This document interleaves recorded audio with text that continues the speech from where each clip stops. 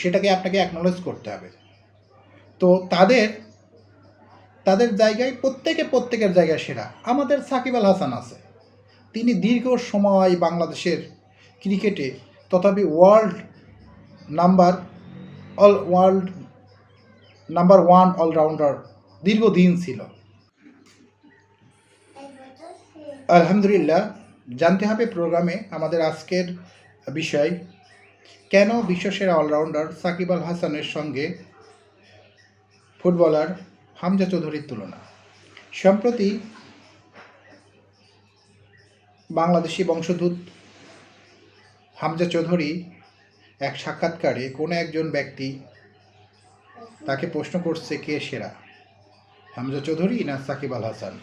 তিনি তার তীক্ষ্ণ বুদ্ধিমত্তার সুন্দর একটা উত্তর দিয়েছেন যে সাকিব আল হাসান মেগা স্টার। আসলেও কথা সত্য।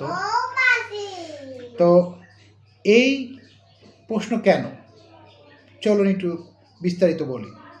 বাংলাদেশে বর্তমানে যে ফুটবলের যে অবস্থা, তাতে দিন দিন র্যাঙ্কিংয়ে কিন্তু বাংলাদেশ বিগত বছরে তার র্যাঙ্কিং থেকে পিছের দিকে গেছে। তো এখন বাংলাদেশে বংশোদ্ভূত যারা বড় বড় ক্লাবে খেলে তাদের অন্যতম স্কিল বা যোগ্যতা অর্জন করেছে, সেই সমস্ত খেলোয়াড় বাংলাদেশি বংশোদ্ভূত যদি বাংলাদেশের ফুটবলে এসে ফুটবলটাকে আরও সৌন্দর্য এবং ফুটবলটাকে আরও এগিয়ে নেওয়ার জন্য চেষ্টা করে, তাহলে আমরা কেন এই সমস্ত ব্যক্তিদেরকে বিতর্কিত করব? এই সমস্ত ব্যক্তিদেরকে আমাদের সর্বোচ্চ সম্মান প্রদর্শন করতে হবে, কারণ তারা ওইখানে যে সুযোগ সুবিধা পেত, এইখানে কিন্তু মানুষের ভালোবাসা পাওয়া ছাড়া আমরা কিন্তু তাদের ওই পরিমাণ সুযোগ সুবিধা দিতে পারবো না। তো তাদেরকে আমাদের অ্যাপ্রিসিয়েট করতে হবে এবং তারা যাতে আমাদের ফুটবলটাকে সামনের দিকে আরও কীভাবে এগিয়ে নিয়ে যায়, সেই বিষয়গুলো আমরা তাদেরকে প্রশ্ন করব। আমরা কেন প্রথমেই তাকে একটা বিতর্কিত প্রশ্ন করে তাদেরকে আমরা আমাদের জনগণ থেকে দুইটা অংশে ভাগ করব, যে আসলে আমি দেখছি বাংলাদেশের প্রত্যেকটা ক্ষেত্রে আপনি এমন একজনের সঙ্গে তুলনা করেন একজনের সঙ্গে। হ্যাঁ, আপনি এখানে বলতে পারতেন যে হামজা চৌধুরী ভাই, আমরা আপনাকে চাই আপনি বাংলার মেসি হন, অথবা আপনি বাংলার নেইমার হন। এটা আপনি তার কাছে এক্সপেক্ট করতেন, বা আপনার হাত ধরেই আমরা এশিয়া কাপ জিততে চাই, বা আপনার হাত ধরেই আমরা বিশ্বকাপে যাইতে চাই। এই সমস্ত প্রশ্নগুলো তাকে করলে সে কিন্তু কনফিডেন্ট হতো। এই প্রশ্নগুলো পাওয়ার পরে তার ভালোবাসা আরও বেড়ে যেত। অথচ এইগুলো না করে আমরা তাকে আগেই একটা ডিভাইডেডের মধ্যে ফেলতে চাচ্ছি। তো আসলে আমরা এই ডিভাইডেডটাকে একটু পরিহার করি। আপনি যদি পার্শ্ববর্তী দেশ ইন্ডিয়ার কথা ধরেন, তাহলে সেই দেশের আপনি ক্রীড়া জগৎ বলেন, বিনোদন জগৎ বলেন,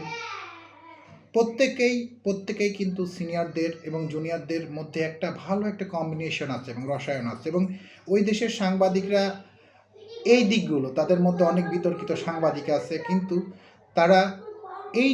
তারা খুব ভালো মেনটেন করে। তারা কোনো সময় বিরাট কোহলিকে বলে না যে আপনি সেরা না সুচিন সেরা, কোনো সময় রোহিত শর্মাকে বলে না যে আপনি সেরা ক্যাপ্টেন না মহেন্দ্র সিং ধোনি সেরা ক্যাপ্টেন, কোনো সময় ওই দেশের ফুটবলারদেরকে বলে না যে আপনি সেরা না বিরাট কোহলি সেরা। এবং তারা তাদের বিনোদন জগতেও কোনো নায়ককে বলেন না, শাহরুখ খানকে বলে না যে আপনি সেরা না অমিতাভ বচ্চন সেরা। তাহলে পার্শ্ববর্তী দেশ যখন এই সমস্ত প্রশ্ন করে না, তাহলে আমাদের দেশের কেন কিছু মানুষ, কিছু কন্টেন্ট ক্রিয়েটর এই সমস্ত প্রশ্ন করে? এই সমস্ত প্রশ্ন করে দেশের মধ্যে একটা ডিভাইডেড বলেন বা বিতর্কিত বলেন, একজন ব্যক্তি একটা ব্যক্তির শ্রদ্ধা ভক্তি ভালোবাসা থেকে নষ্ট করে। কেন এই প্রশ্নগুলো করে? আমি যারা এই সমস্ত প্রশ্ন করেন তাদের প্রতি অনুরোধ করছি, আপনারা এই সমস্ত প্রশ্নগুলো করবেন না। সর্বশেষে আমার একটি আহ্বান আপনাদের সবার প্রতি আছে, যারা কন্টেন্ট ক্রিয়েটর সাংবাদিক ভাইয়েরা আছেন, তারা জাতির বিবেক, তারা দেশের বিভিন্ন পরিস্থিতিতে বিভিন্ন সময়ে বিভিন্ন ভালো ভালো বিষয়গুলো আপনারা উপস্থাপন করেছেন, আপনাদের মাধ্যমেই আমরা জানতে পারি।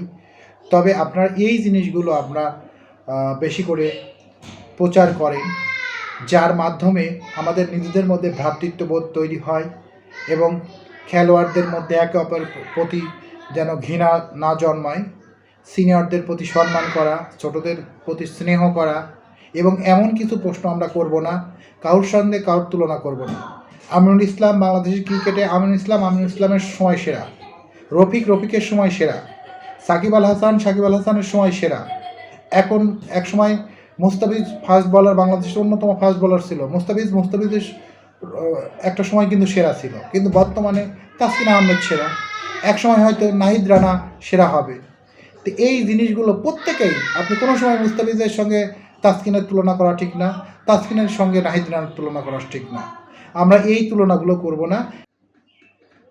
সর্বশেষে আমি বলতে চাই যে বিষয়গুলো আমাদের মধ্যে মতপার্থক্য বা খেলোয়াড়ে দ্বন্দ্ব তৈরি হয়, অথবা একে অপরের প্রতি বিভক্তি সৃষ্টি হয়, সেই সমস্ত প্রশ্নগুলো থেকে আমরা নিজেদেরকে একটু দূরে রাখি, এবং এই প্রশ্নগুলো সাধারণত আমরা করব না। আর বিশেষ করে একজনের সঙ্গে আরেকজনেরকে ছোট করা অর্থে তুলনা করা, অথবা বড় অর্থে তুলনা করা, এই তুলনাগুলো আমরা করব না। আমরা সবাইকে সম্মান করব, ছোটদেরকে স্নেহ করব, এবং যার যার জায়গার থেকে বাংলাদেশের যে যতটুকু পারি দেশের স্বার্থে কাজ করব, এবং খেলোয়াড়দেরকে আমরা ভালোবাসা এবং তাদেরকে সাপোর্ট করে তাদের উৎসাহ উদ্দীপনা বৃদ্ধি করব, এবং তারা যাতে আসে। এবং সর্বোপরি আমাদের বাংলাদেশি বংশোদ্ভূত যে সমস্ত খেলোয়াড় বাইরের উন্নত ক্লাবগুলোতে খেলছে, তাদেরকে আমাদের দেশে এসে যাতে খেলে। আমি প্রিয় কিছু সাংবাদিক ভাই এবং প্লাস কিছু মানুষ বা যারা কন্টেন্ট ক্রিয়েটার এবং সবাইকেই দৃষ্টি আকর্ষণ করছি, বাংলাদেশে এই জিনিসটা অনেক বেশি। একে অপরের সঙ্গে তুলনা, কোন হুজুর বড়, কোন নায়ক বড়, কোনো একটা বিষয় বা আপনার হচ্ছে পাবলিশড হলেই তখন সঙ্গে সঙ্গে মনে করেন যে একে অপরের সঙ্গে কাদা ছেঁড়াছিড়ি, এই জিনিসগুলো হয়। আমরা এটা করব কেন? যে যার জায়গার থেকে তার সর্বোচ্চটা দিয়ে বাংলাদেশের জন্য হয়ে খেলবে এবং বাংলাদেশের জন্য প্রত্যাশিত ফল নিয়ে আসবে। যার যার সম্মান আমরা তাকে দিব, এবং এটার ফলে হবে কি, এটার ফলে আমাদের দেশের খেলার ক্ষেত্রে বলেন বা অন্য ক্ষেত্রে বলেন, সর্বোচ্চ কিন্তু আমরা সম্মান অর্জন এবং সেরাটা আমরা কিন্তু বের করে নিয়ে আসতে পারব। সবাইকে ধন্যবাদ। সবাই ভালো থাকুন, সুস্থ থাকুন। আল্লাহ হাফেজ।